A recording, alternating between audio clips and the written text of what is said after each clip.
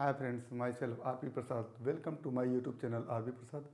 दोस्तों, यदि हमारे यूट्यूब चैनल पर आप पहली बार हैं तो प्लीज़ चैनल को सब्सक्राइब कर लें ताकि अपने चैनल के माध्यम से दिए गए हर मैथ एवं फिजिक्स संबंधित वीडियो क्लिप आप तक सबसे पहले पहुंचता रहे। तो फिजिक्स में हमने इसके पहले अपवर्तन से संबंधित चैप्टर को देखा था, जिसमें इसके पहले का वीडियो क्लिप हमारा था अपवर्तनांक पर आधारित विभिन्न प्रकार के अंकित प्रश्न। तो उम्मीद करते हैं कि आप पिछले वीडियो क्लिप को देखे होंगे और उससे निश्चित रूप से लाभ उठाए होंगे। आज का हमारा वीडियो क्लिप जो है वो लेंस पर आधारित है। तो आज हम देखेंगे कि लेंस कहते किसको हैं और उसके प्रकार कौन कौन से होते हैं, साथ ही लेंस से संबंधित अन्य तथ्य को भी हम देखेंगे। तो पहले तो हम ये देखेंगे कि लेंस कहते किसको हैं। तो लेंस पारदर्शी माध्यम की एक ऐसी आकृति होती है जिसके दो तल गोली होते हैं। जैसे ये अगर हम इसको देखें तो ये एक गोली तल है और ये दूसरा गोली तल है, और इस गोली तल के अंदर ये जो आकृति है ये क्या है, पारदर्शी माध्यम से बनी हुई है। तो इस तरह की आकृति अगर कोई होती है तो इसको हम क्या कहते हैं, लेंस कहते हैं। दूसरा एक ये भी लेंस है जिसमें ये देखिए एक गोलीय तल है और दूसरा ये गोलीय तल है, और दोनों तल के बीच में ये जो है पारदर्शी माध्यम भरा हुआ है, तो ये भी एक लेंस है। तीसरा, अगर एक तल समतल हो और दूसरा तल गोली हो तो इस दोनों तलों से घिरा हुआ पारदर्शी माध्यम भी लेंस होता है। तो इस तरह से लेंस की एक परिभाषा बन के आती है कि दोनों गोलीय तल अथवा एक समतल एवं एक गोलीय तल से घिरा हुआ जो पारदर्शी माध्यम होता है उसी को लेंस कहते हैं। तो लेंस में निश्चित रूप से दो तल होंगे। जैसे एक वृत्ताकार अगर हम चकती ले लें तो उस चकती में भी एक तल होता है, दूसरा तल होता है। तो इस तरह से लेंस में भी दो तल होते हैं। फर्क सिर्फ इतना है कि चकती में दोनों तल प्लेन होते हैं, लेकिन लेंस में दोनों तल गोली हो सकता है या एक तल समतल और एक तल गोली हो सकता है। तो ये हमारा एक लेंस हुआ और ये दूसरा लेंस हुआ। इसी प्रकार से इधर देखें तो ये देखिए ये वाला तल समतल है और ये गोलीय तल है, तो ये भी एक लेंस हो गया। और ये देखिए इसमें दोनों गोलीय तल है, ये भी गोलीय तल है और ये भी गोलीय तल है, और बीच में क्या है, पारदर्शी माध्यम है। तो ये मान के चलिए कि हर लेंस के दोनों तलों के बीच पारदर्शी माध्यम होता है, तो ये भी लेंस हो गया। यहाँ पर देखिए ये तल समतल है और ये तल गोली है, और दोनों तल के बीच में पारदर्शी माध्यम है, तो ये भी क्या हो गया, लेंस हो गया। और यहाँ पर देखिए ये भी तल गोली है और ये भी तल गोली है, और दोनों तलों के बीच में ये जो है पारदर्शी माध्यम भरा हुआ। तो ये कुछ एक लेंस ये हो गया, दूसरा ये हो गया, तीसरा ये हो गया, चौथा ये हो गया, पांचवा ये हो गया, छठवां ये हो गया। तो ये सब लेंस हैं जिनके या तो दोनों तल गोली है या तो एक तल समतल है और दूसरा तल गोली है।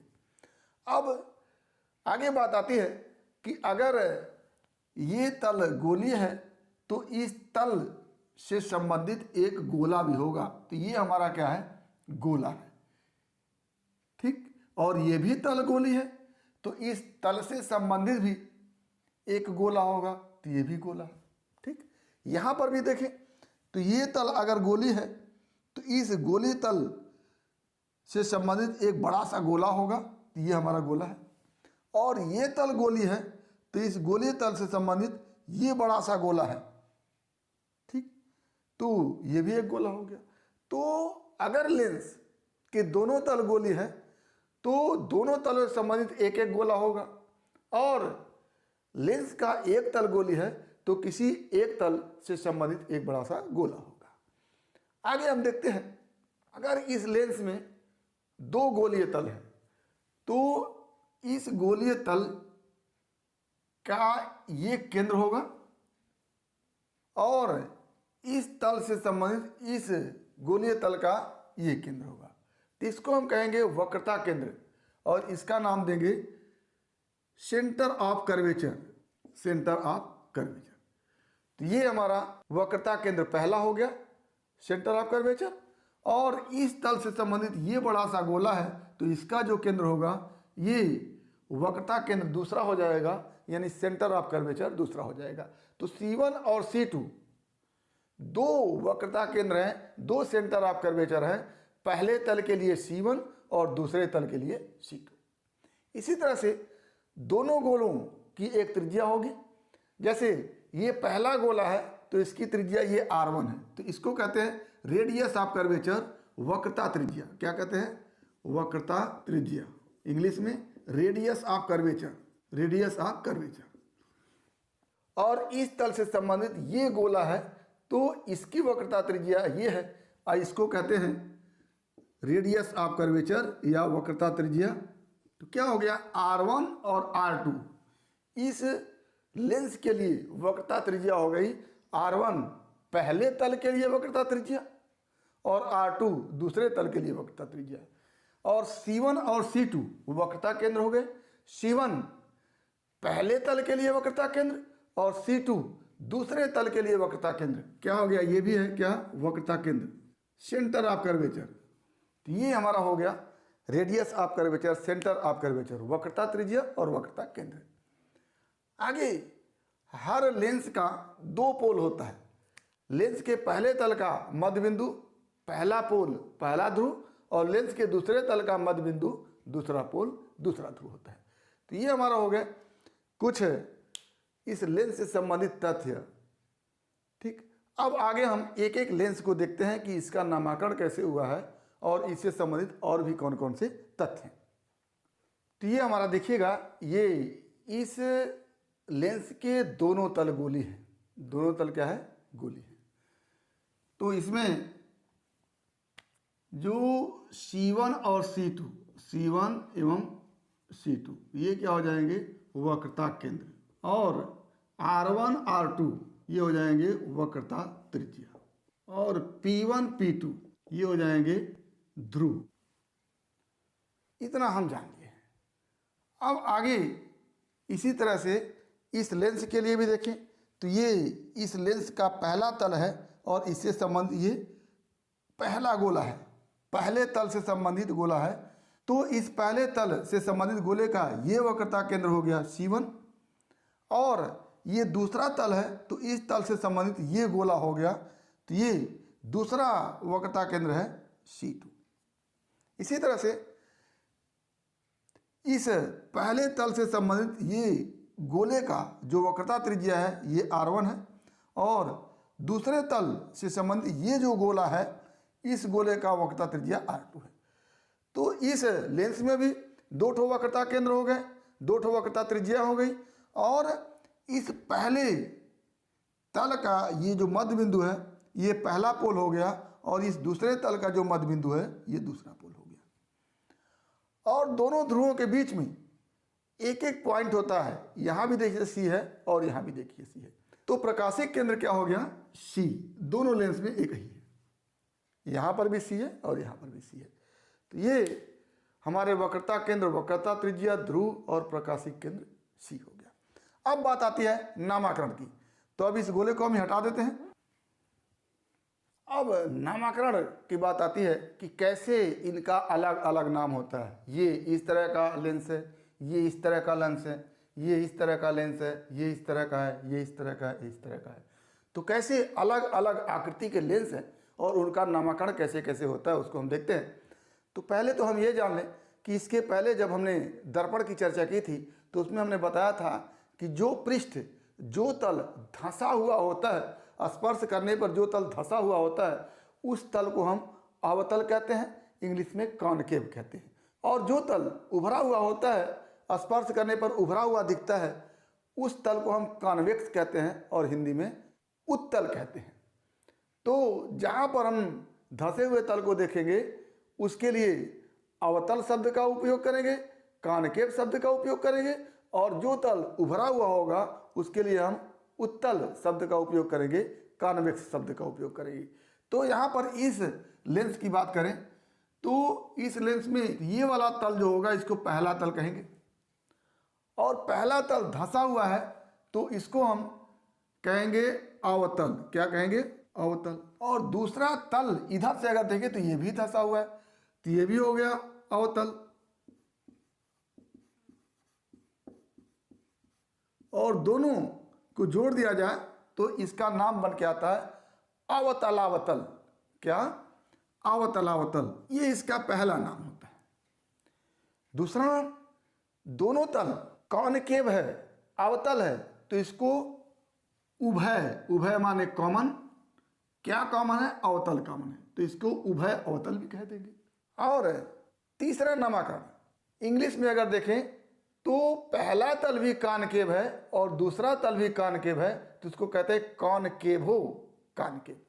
और इंग्लिश में बाई कॉनकेव, यानी दो तल क्या है? कॉनकेव है, तो इसीलिए इसको बाई कॉनकेव कहते हैं। तो इसका क्या क्या नामकरण पड़ा? दोनों तल अवतल है तो इसको कहेंगे अवतल प्लस अवतल इक्वल टू अवतल अवतल। इसका नाम हो गया अवतल अवतल। दूसरा, अवतल दोनों तलों में कॉमन है इसलिए उसको उभय अवतल भी कहेंगे। तीसरा, दोनों तल इंग्लिश में अगर कहें तो दोनों तल कॉनकेव है तो इसको कहें कॉनकेवो, कॉनकेव। और अंत में दोनों तल कॉनकेव है तो इसको बाई कॉनकेव भी कहते हैं, क्योंकि दो के लिए बाई शब्द का उपयोग होता है, तो ये हो गया बाई कॉनकेव। तो ये हमारा क्या क्या नाम पड़ा? अवतलावतल, उभय अवतल, कॉनकेवो कॉनकेव, बाई कॉनकेव। और एक नाम और इसका पड़ता है अपसारी। क्या नाम पड़ता है? अपसारी। और इंग्लिश में इसको कहते हैं डाइवर्जेंट, डाइवर्जेंट। तो ये अपसारी लेंस भी है, डाइवर्जेंट लेंस भी है। क्यों इसका नाम अपसारी पड़ेगा इसको हम अभी बाद में देखते हैं। तो इसके 5 नाम हो गए, अवतलावतल, उभय अवतल, कॉनकेवो कॉनकेव, बाई कॉनकेव और अपसारी लेंस। ये इतने नाम हो गए। तो यहाँ पर देखिएगा ये उभरा हुआ तल है, तो उभरे हुए को हम उत्तल लिखते हैं, तो एक नाम तो इसका हो गया उत्तल और प्लस फिर उत्तल, दोनों उभरे हुए हैं। उत्तल और उत्तल दोनों उभरे हुए हैं तो कहेंगे उत्तलोत्तल। एक नाम हो गया क्या? उत्तलोत्तल, पहला नाम। और दूसरा नाम, उत्तल दोनों में कॉमन है तो कॉमन को हम हिंदी में उभय लिखते हैं, कॉमन उत्तल हो गया, तो दूसरा नाम क्या हो गया? उभय उत्तल। तीसरा नाम इंग्लिश में देखें तो इस तल को हम कॉन्वेक्स तल कहते हैं, उभरा हुआ तल कहते हैं, तो ये हो गया कॉन्वेक्सो। क्या लिखेंगे तीसरा नाम? कॉन्वेक्सो। दूसरा तल भी कॉन्वेक्स है तो कहेंगे कॉन्वेक्स, ये कॉन्वेक्सो कॉन्वेक्स। अब दोनों तल कॉन्वेक्स है तो दो के लिए बाई शब्द यूज होता है, तो चौथा नाम हो गया बाई कॉन्वेक्स। और अंत में 5वां नाम पड़ता है अभिसारी। क्या नाम पड़ता है? अभिसारी। तो इसके भी 5 नाम हो गए। तो कौन कौन नाम? उत्तरोत्तल, उभयोत्तल, कॉन्वेक्सो कॉन्वेक्स, बाई कॉन्वेक्स, अभिसारी। ये 5 नाम इसके हैं और 5 नाम इसके हैं। कौन कौन? अवतल अवतल, उभय अवतल, कॉनकेवो कॉनकेव, बाई कॉनकेव और अपसारी। 5 नाम इसके हो गए। यहाँ पर अगर हम देखें इसके नामकरण की बात करें तो पहला तल समतल है और दूसरा तल अवतल है, तो समतल प्लस अवतल तो क्या हो जाएगा? इसको हम समतल अवतल कहते हैं। क्या कहते हैं? समतल अवतल, समतल अवतल।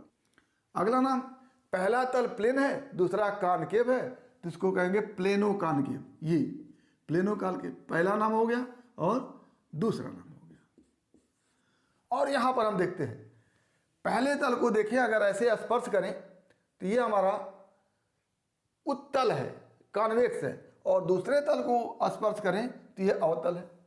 या दूसरे शब्दों में कहें तो पहले तल को स्पर्श करें तो ये उभरा हुआ है और दूसरे तल को स्पर्श करें तो ये धंसा हुआ है। तो उभरे हुए तल को हम क्या कहते हैं? उत्तल कहते हैं, और धंसे हुए तल को अवतल कहते हैं। तो उत्तल और अवतल दोनों मिलकर बन जाते हैं उत्तलावतल। और अगर इंग्लिश में देखें तो पहला तल उभरा हुआ है तो इसके लिए यूज हुआ है कॉन्वेक्सो, और दूसरा तल धंसा हुआ है तो इसके लिए यूज हुआ है कॉनकेव। तो कॉन्वेक्सो कॉनकेव। तो ये हमारा हो गया हिंदी में नाम उत्तलावतल, और इंग्लिश में नाम कॉन्वेक्सो कॉनकेव। यहाँ पर आते हैं तो पहला तल समतल है और दूसरे तल को स्पर्श करेंगे तो उभरा हुआ है, तो समतल को समतल ही लिखते हैं और उभरे हुए के लिखते हैं उत्तल। तो क्या नाम हो जाता है इसका? समतल उत्तल। और इंग्लिश में क्या है? पहला तल प्लेन है तो प्लेनो और दूसरा तल उभरा हुआ है तो कॉन्वेक्स। ये इसका नामकरण हो गया। इधर अगर देखें तो इधर से पहला तल देखेंगे तो धंसा हुआ है, तो धंसे हुए को अवतल कहते हैं तो अवतल हो गया, और दूसरा तल उभरा हुआ है तो उसको उत्तल कहते हैं तो हो गया अवतल उत्तल। और इसको लिखेंगे तो क्या लिखेंगे? अवतल उत्तल। और इंग्लिश में धंसे हुए तल को कॉनकेवो और उभरे हुए तल को कॉन्वेक्स। तो ये हो गया कॉनकेवो कॉन्वेक्स। तो ये हमारा नामकरण हो गया। आगे हम बात करते हैं कि प्रकाशिक केंद्र की क्या विशेषता होती है और फिर फोकस और फोकस दूरी की हम बात करेंगे। तो ये हमारे दो लेंस हुए जिसको सामान्य बोलचाल की भाषा में कॉनकेव लेंस इसको कहते हैं और कॉन्वेक्स लेंस इसको कहते हैं, जिसमें केवल कॉनकेव कॉनकेव पृष्ठ होते हैं। ये भी कॉनकेव है, ये भी कॉनकेव है, तो नाम तो उसका एक तरह से अवतलावतल, बाई कॉनकेव, उभय अवतल, तमाम प्रकार के हैं, लेकिन छोटे शब्दों में इसका नाम हम कहते हैं अवतल लेंस। क्या नाम कहते हैं? अवतल लेंस, और इंग्लिश में कहते हैं कॉनकेव लेंस।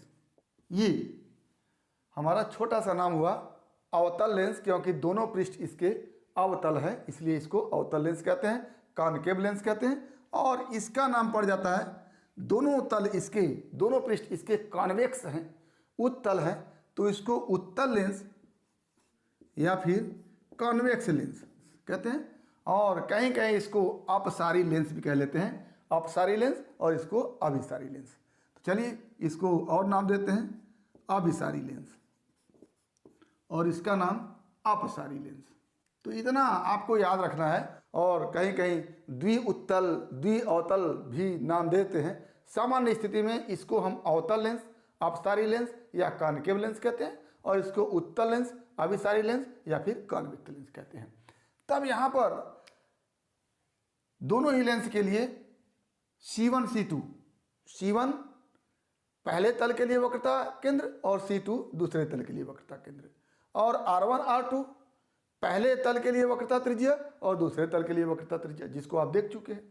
और यहाँ पर एक पॉइंट आता है C, प्रकाशिक केंद्र। प्रकाशिक केंद्र बिंदु क्या होता है और कहाँ होता है उसको देखना है। तो यहाँ पर प्रकाशिक केंद्र ये हो गया और यहाँ पर प्रकाशिक केंद्र ये हो गया। तो जैसे लेंस जो होता है वो अपवर्तन के सिद्धांत पर कार्य करता है, रिफ्रैक्शन के प्रिंसिपल पर काम करता है। तो जब प्रकाश की किरण इस लेंस से गुजर करके बाहर निकलती है तो वो अपने मार्ग से विचलित होती है, अपने मार्ग से हटती है।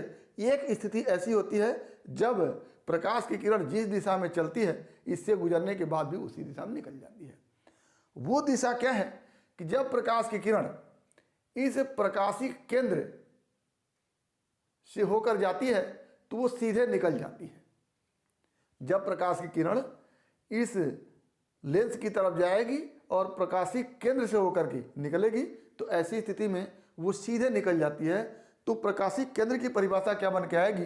प्रकाशिक केंद्र, प्रकाश किरण लेंस के अंदर जिस बिंदु से गुजरने के पश्चात सीधे, ब्रैकेट में लिख सकते हैं, बिना विचलित हुए निकल जाती है तो मुख्य अक्ष के इस बिंदु को प्रकाशिक केंद्र कहते हैं। यानी मुख्य अक्ष को आप समझ लें कि इस लेंस के पहले पृष्ठ के मध्य बिंदु और दूसरे पृष्ठ की मध्य बिंदु से होकर जो जाने वाली रेखा होती है उसी को हम क्या कहते हैं? प्रकाशिक केंद्र कहते हैं। तो प्रकाशिक केंद्र पर कोई एक बिंदु ऐसा होता है जिससे जाने वाली प्रकाश की किरण बिना अपवर्तित हुए, बिना विचलित हुए सीधे निकल जाती है। वही बिंदु क्या कहलाता है? प्रकाशिक केंद्र कहलाता है। तो क्या लिखें कि प्रकाश किरण लेंस के अंदर जिस बिंदु से, और वो बिंदु कहाँ स्थित होगा? मुख्य अक्ष पर। तो प्रकाश की किरण लेंस के अंदर जिस बिंदु से गुजरने के पश्चात बिना विचलित हुए निकल जाती है।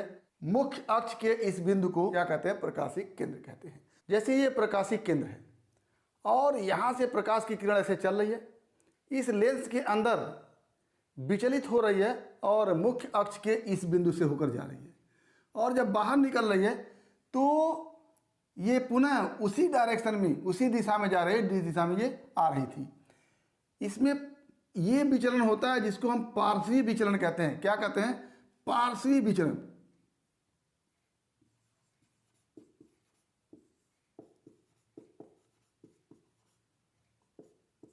जा रही थी इस तरह से और उससे थोड़ा सा हट करके जाने लगी, लेकिन दोनों की दिशा सेम है। तो यहाँ पर पार्श्वी विचलन होता है, लेकिन दिशा में कोई विचलन नहीं होता, उसी दिशा में जाती है, दिशा से आ रही होती है। तो ये जो बिंदु होता है उसको प्रकाशिक केंद्र कहते हैं। यहाँ पर देखिए, ये प्रकाश की किरण जा रही है, लेंस के अंदर विचलित हो रही है, लेकिन पुनः जब बाहर निकल रही है तो इस प्रकाश की किरण और इस प्रकाश किरण में ये जो विचलन होगा इसको वहीं पार्श्वी विचलन कहेंगे।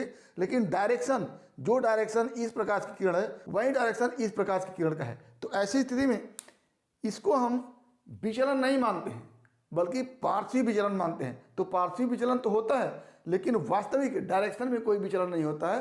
तो इस बिंदु को क्या कहते हैं? प्रकाशिक केंद्र कहते हैं। और ये होता कहाँ है?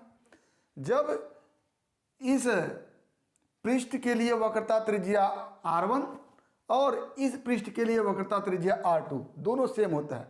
यानी यदि लेंस के दोनों तलों की वक्रता त्रिज्या बराबर हो, एक समान हो, तो प्रकाशिक केंद्र मुख्य अक्ष पर मध्य में होता है। और यदि R1 is not equal to R2, R1 is not equal to R2 यानी दोनों वक्रता त्रिज्या बराबर नहीं है, तो ऐसी स्थिति में ये C है, C से P1 की दूरी, C से P1 की दूरी जितनी होती है उसके बटे C से P2 की दूरी होती है उसकी इक्वल टू हो जाता है R1 बटे R2।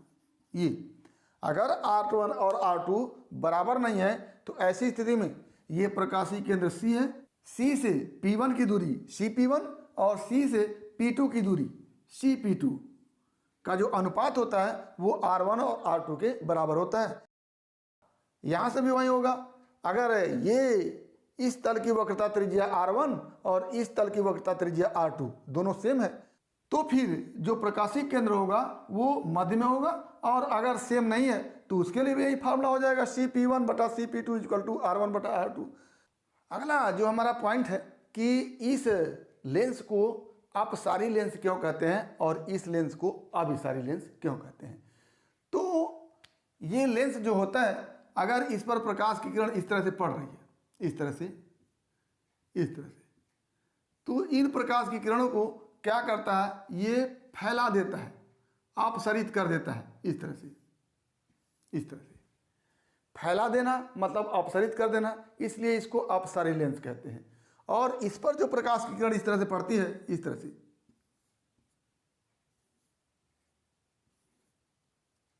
ये क्या करता है? इन प्रकाश की किरणों को एक बिंदु पर केंद्रित कर देता है, इस तरह से। इसलिए इसको क्या कहते हैं? अभिसारी लेंस कहते हैं। एक बिंदु पर केंद्रित करने वाला लेंस अभिसारी लेंस, और दूर दूर फैला देने वाला लेंस क्या हो गया? अपसारी लेंस हो गया। तो क्यों इसको अपसारी लेंस कहते हैं, क्यों इसको अभिसारी लेंस कहते हैं, ये आप समझ गए होंगे कि इस लेंस पर पड़ने वाली प्रकाश की किरण एक दूसरे से दूर चली जाती हैं, अपसरित हो जाती हैं, इसलिए इसको अपसारी लेंस कहते हैं। और इस लेंस पर पड़ने वाली प्रकाश की किरण लेंस से गुजरने के बाद एक बिंदु पर केंद्रित हो जाती है, अभिसरित हो जाती है, इसलिए इसको अभिसारी लेंस कहते हैं। अब बात बनती है मुख्य फोकस क्या होता है और फोकस दूरी क्या होता है। मुख्य फोकस एवं फोकस दूरी, तो ये अवतल लेंस उत्तल लेंस दोनों में मुख्य फोकस भी होते हैं, दोनों की अपनी मुख्य फोकस दूरियां भी होती हैं।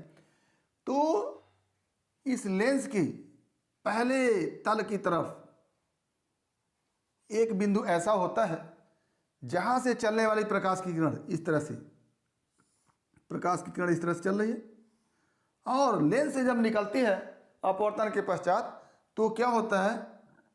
मुख्य अक्ष के समानांतर हो जाती है इस तरह से। तो इस बिंदु को क्या कहते हैं? लेंस का फोकस कहते हैं। क्योंकि ये लेंस का फोकस दूसरे तल के सेंटर की तरफ है, इसलिए इसको द्वितीय फोकस कहते हैं। क्या कहते हैं? द्वितीय फोकस। क्यों द्वितीय फोकस कहते हैं? क्योंकि इस तरफ दूसरे तल का वक्रता केंद्र होता है C2, तो दूसरे तल के वक्रता केंद्र की तरफ ये फोकस है, इसलिए इसको द्वितीय फोकस कहते हैं। और इस लेंस का प्रथम फोकस क्या होगा? मुख्य अक्ष के समानांतर, ये मुख्य अक्ष है, इसके समानांतर चलने वाली प्रकाश की किरण इस तरह से ये समानांतर चल रही है, और जब ये बाहर निकलती है अपवर्तन के पश्चात तो एक बिंदु पर क्या होते हैं? केंद्रित हो जाती है इस तरह से। तो जिस बिंदु पर केंद्रित होती है ये लेंस का एक और फोकस बन जाता है। क्योंकि ये वाला फोकस इस तल के वक्रता केंद्र C1 की तरफ होता है, इसलिए इसको प्रथम फोकस कहते हैं। तो ये हो गया प्रथम फोकस, ये हो गया द्वितीय फोकस। और प्रथम फोकस से लेंस की जो दूरी होती है उसको हम कहते हैं प्रथम फोकस दूरी, और द्वितीय फोकस से लेंस की जो दूरी होती है उसको हम कहते हैं द्वितीय फोकस दूरी। तो ये हो गया द्वितीय फोकस दूरी, ये हो गया प्रथम फोकस दूरी। यहाँ की बात करें तो मुख्य अक्ष के समानांतर चलने वाली प्रकाश की किरण, ये देखिएगा इसका ये प्रथम तल है, तो प्रथम तल का वक्रता केंद्र C1 होगा यहाँ पर, तो C1 की तरफ ये फोकस है। तो मुख्य अक्ष के समानांतर चलने वाली प्रकाश की किरण अपवर्तन के पश्चात जिस बिंदु से जाती हुई प्रतीत होती है इस तरह से, ये मुख्य अक्ष से समानांतर चलने वाली प्रकाश की किरण है, अपवर्तन के पश्चात इस डायरेक्शन में गई, और कहाँ से आती हुई प्रतीत हो रही है? लग रहा कि यहाँ से आ रही है। ये मुख्य अक्ष से समानांतर हो गई, इस दिशा में चली, और कहाँ से आती हुई प्रतीत हो रही है? यहाँ से आती हुई प्रतीत हो रही है। ये समानांतर प्रकाश की किरण है, इस दिशा में चली, और कहाँ से आती हुई प्रतीत हो रही है? यहाँ से आती हुई प्रतीत हो रही है। तो मुख्य अक्ष के समानांतर चलने वाली प्रकाश की किरण लेंस से अपवर्तन के पश्चात जिस बिंदु से आती हुई प्रतीत होती है उस बिंदु को क्या कहते हैं? अवतल लेंस का प्रथम फोकस कहते हैं। तो ये अवतल लेंस का प्रथम फोकस हो गया। और द्वितीय फोकस क्या होगा? द्वितीय फोकस इस बिंदु की ओर जाने वाली प्रकाश की किरण इस तरह से, इस बिंदु की ओर ये प्रकाश की किरण ऐसे जा रही है, इस बिंदु की ओर ये प्रकाश की किरण ऐसे जा रही है, इस बिंदु की तरफ ये प्रकाश की किरण ऐसे जा रही है, इस बिंदु की तरफ ये प्रकाश की किरण ऐसे जा रही है। तो यहाँ जाने के बाद सीधे तो जाएगी नहीं, यहाँ से अपवर्तित होगी, और अपवर्तित होने के बाद ये मुख्य अक्ष से क्या होती है? समानांतर हो जाती है। तो ये जो बिंदु होगा वो क्या होगा? द्वितीय फोकस अवतल लेंस का हो जाएगा। तो यहाँ से हम प्रथम फोकस जान लिए, और ये हो गया द्वितीय फोकस। तो प्रथम फोकस से लेंस की दूरी क्या हो जाएगी? प्रथम फोकस दूरी, और द्वितीय फोकस से लेंस की जो दूरी हो जाएगी वह द्वितीय फोकस दूरी हो जाएगी। तो ये हो गया हमारा उत्तल लेंस का प्रथम फोकस एवं फोकस दूरी क्या होगा? मुख्य अक्ष के समानांतर चलने वाली प्रकाश की किरण, मुख्य अक्ष के समानांतर चलने वाली प्रकाश की किरण उत्तल लेंस से अपवर्तन के पश्चात जिस बिंदु पर केंद्रित होती है वही बिंदु क्या होता है? प्रथम फोकस होता है। और इस प्रथम फोकस की लेंस से जो दूरी होती है वो क्या हो जाती है? लेंस से दूरी क्या हो जाएगी? प्रथम फोकस दूरी हो जाएगी। अब क्या हो गया? उत्तल लेंस का द्वितीय फोकस एवं फोकस दूरी। तो द्वितीय फोकस क्या होगा? मुख्य अक्ष के जिस बिंदु से चलने वाली प्रकाश की किरण, मुख्य अक्ष के जिस बिंदु से चलने वाली प्रकाश की किरण अपवर्तन के पश्चात मुख्य अक्ष के समानांतर हो जाती है। चलने वाली प्रकाश की किरण अपवर्तन के पश्चात मुख्य अक्ष के समानांतर हो जाती है। वो बिंदु क्या हो गया? द्वितीय फोकस।